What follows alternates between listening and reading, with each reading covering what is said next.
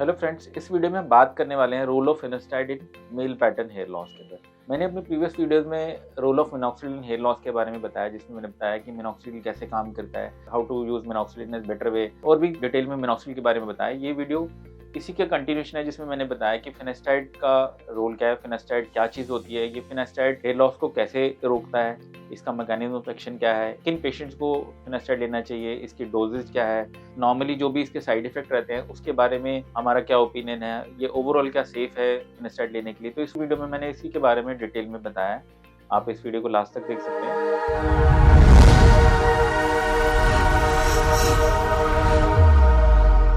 मेरा नाम डॉक्टर हितेश आनंद है। मैं एक प्लास्टिक, कॉस्मेटिक और हेयर ट्रांसप्लांट सर्जन हूँ और दिल्ली और एनसीआर रीजन में प्रैक्टिस करता हूँ। सबसे पहले जब भी हम हेयर लॉस के बारे में बात करते हैं फ्रेंड्स, तो एंड्रोजेनेटिक एलोपेशिया जो होता है most commonest cause of hair loss होता है। अगर हम एंड्रोजेनेटिक एलोपेशिया के बारे में बात करें तो एंड्रो का मतलब होता है मेल, जेनेटिक का मतलब होता है कि हेरिडिटरी, और एलोपेशिया का मतलब होता है हेयर लॉस से बॉल्डनेस। तो एंड्रोजेनेटिक एलोपेशिया के अंदर फिनास्टाइड का एक अपना रोल है।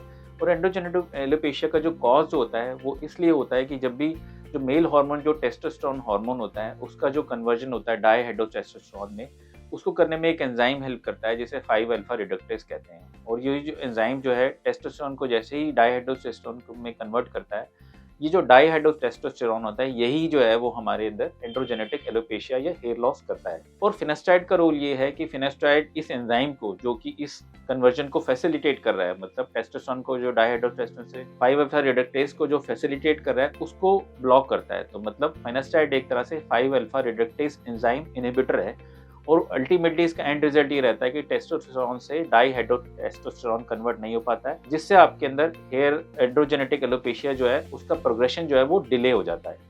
तो ये इसका बेसिक मैकेनिज्म है, इस तरह से काम करता है। अब किन पेशेंट्स में लेना चाहिए फिनास्टाइड? उन सब पेशेंट के अंदर जिसमें मेल पैटर्न हेयर लॉस है, मेल पैटर्न बॉल्डनेस है, उनमें फिनास्टाइड दिया जा सकता है। अब मैं नेक्स्ट बताने वाला हूँ कि फिनास्टाइड की नॉर्मल डोजेज क्या होती है, इसको कैसे लिए जाना चाहिए। फिनास्टाइड नॉर्मली फ्रेंड्स एक यूएस एफडी अप्रूव्ड ड्रग है हेयर लॉस के लिए या एंड्रोजेनेटिक एलोपेशिया के लिए। और यही इसी तरह से ये टॉपिकल मिनॉक्सिडिल भी एक यूएस एफडी अप्रूव्ड ड्रग्स है। तो यूएस एफडी अप्रूव्ड ड्रग्स दो ही हैं जो एंड्रोजेनेटिक एलोपेशिया में काम आती हैं। पहला है टॉपिकल मिनॉक्सिडिल जो कि लगाया जाना चाहिए, और ओरल फिनास्टाइड जो कि आप खाने के लिए टैबलेट होती है। फिनास्टाइड की नॉर्मल जो ऑप्टिमम डोज है वो 1 मिलीग्राम पर डे के हिसाब से दी जानी चाहिए, और इसको आप नॉर्मली लॉन्ग ड्यूरेशन के लिए ले सकते हैं। नॉर्मल जो इसका इफेक्ट जो है लगभग 5 to 6 मंथ्स के बाद आने शुरू होते हैं, और लगभग 12 मंथ्स के आसपास इसके रिजल्ट जो है मैक्सिमम आ जाते हैं। इनिशियल फेज के अंदर ये आपकी हेयर फॉल को स्टेबलाइज करता है, और उसके बाद ये हेयर की रीग्रोथ करता है। फिनास्टाइड का लॉन्ग टर्म यूज जो है वो रिकमेंडेड है।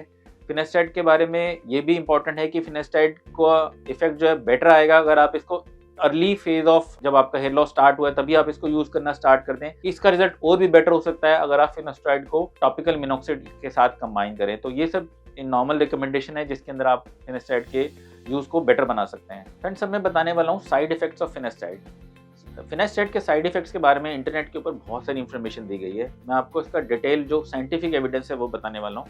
फिनास्टाइड के जो सेक्सुअल साइड इफेक्ट है वो 3 तरह के सेक्सुअल साइड इफेक्ट फिनास्टाइड देता है। पहला जो देता है ये इरेक्शन डिसऑर्डर देता है, सेकंड होता है इसमें इजैक्यूलेशन डिसऑर्डर, और थर्ड होता है लॉस ऑफ लिबिडो या लॉस ऑफ सेक्सुअल ड्राइव होता है। ये जो नॉर्मल साइड इफेक्ट्स हैं, ये जितने भी नॉर्मल इनकी जो रेट है वो लगभग 2.1 to 3.8% पेशेंट में पाए गए हैं। मतलब ऑन एन एवरेज लगभग 2 से 4% पेशेंट के अंदर ये साइड इफेक्ट आ सकते हैं। इसके लिए नॉर्मल रिकमेंडेशन क्या दी जाती है कि अगर ये साइड इफेक्ट अगर किसी पेशेंट में आते हैं तो वो इमीडिएटली इस ड्रग को स्टॉप कर सकता है। फिनास्टाइड के 2 to 4% के side effects usually initial start of therapy के अंदर आते हैं। ये यूजुअली रिवर्सिबल होते हैं अगर आप इसको थेरेपी को बंद कर देते हैं, और कुछ पेशेंट के अंदर प्रोलॉन्ग्ड यूज के साथ ये साइड इफेक्ट अपने आप आना बंद हो जाते हैं।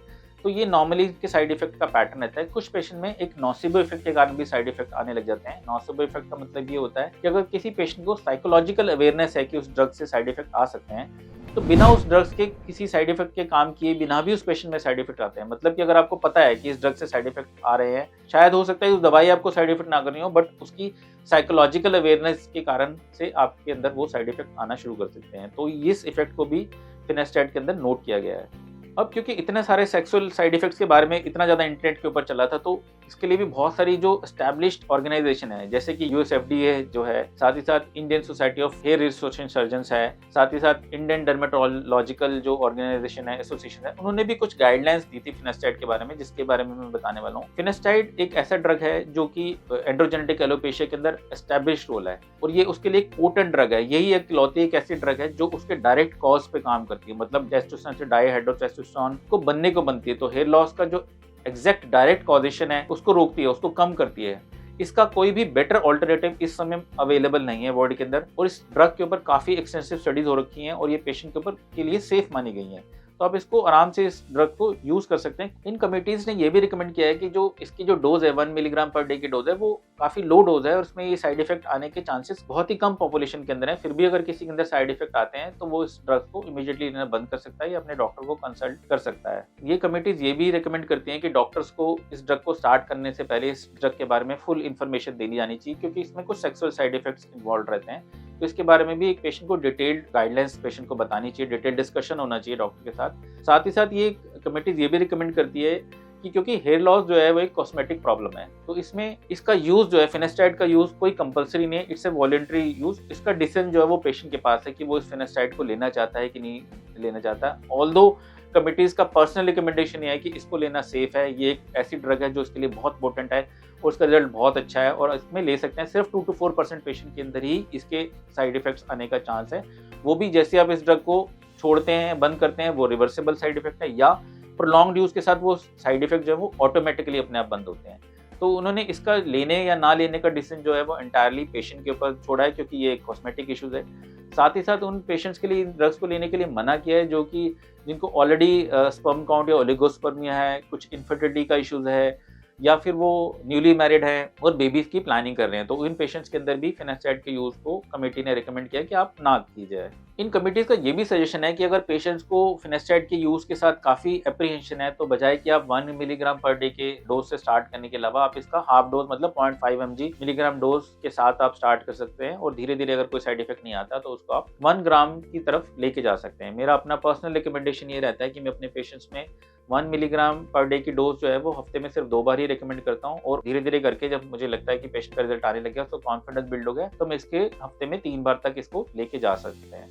फ्रेंड्स, अब मैं बताने वाला हूँ कि फिनेस्टाइड के बारे में सेफ्टी के बारे में हमेशा क्वेश्चन करते हैं और जो करंट रिकमेंडेशन है, करंट जो स्टडीज कहती हैं वो ये कहते हैं कि फिनेस्टाइड जो है वो एक सेफ ड्रग है, बट क्योंकि इसके सेक्सुअल साइड इफेक्ट्स के बारे में बहुत ही ग्रोइंग कंसर्न है तो पेशेंट को इसके बारे में डिटेल में इंफॉर्मेशन दिया जाना चाहिए और ये decision to start or not take or take finasteride should come from the patient. Patient को एक प्रॉपर चॉइस दी जानी चाहिए कि वो फिनेस्टाइड का यूज करना चाहता है कि नहीं करना चाहता। अदरवाइज जितनी भी स्टडीज उसके अंदर पाई गई हैं उसमें ये पाया गया कि 1 milligram per day dose androgenetic alopecia के लिए सेफ है और पेशेंट सेफली इसको ले सकता है। तो फ्रेंड्स, ये था इस वीडियो के बारे में जिसमें मैंने बताया कि what is the role of finasteride in male pattern hair loss, ये कैसे काम करता है, इसमें क्या डोज लेनी चाहिए, इसके साइड इफेक्ट्स क्या हैं, इसके बारे में मेडिकल एविडेंस क्या है, साइंटिफिक एविडेंस क्या कहता है, और जितने भी एस्टैब्लिश्ड जो सोसाइटीज़ हैं, कमिटीज़ हैं हमारी हेयर रिस्टोरेशन सर्जन्स की या इंडियन डर्मेटोलॉजी की या यूएसएफडीए जो है वो उनकी क्या रिकमेंडेशन है, किस हिसाब से इसको यूज़ किया जाना चाहिए और इसकी सेफ्टी प्रोफाइल कैसा रहता है। अगर आपको वीडियो पसंद आया तो आप इस वीडियो को लाइक कर सकते हैं, आप हमारे यूट्यूब चैनल को सब्सक्राइब कर सकते हैं। हमारे यूट्यूब चैनल पे हेयर ट्रांसप्लांटेशन और उससे रिलेटेड काफ़ी सारी वीडियोस दी गई हैं, आप उन्हें देख सकते हैं। उसके बाद भी अगर आपको मिनॉक्सिडिल या फिनेस्टाइड के यूजेज में कोई भी डाउट रहता है तो नीचे दिए कमेंट सेक्शन में अपना कमेंट डाल सकते हैं, हम उसका आंसर करने की कोशिश करेंगे। Thank you.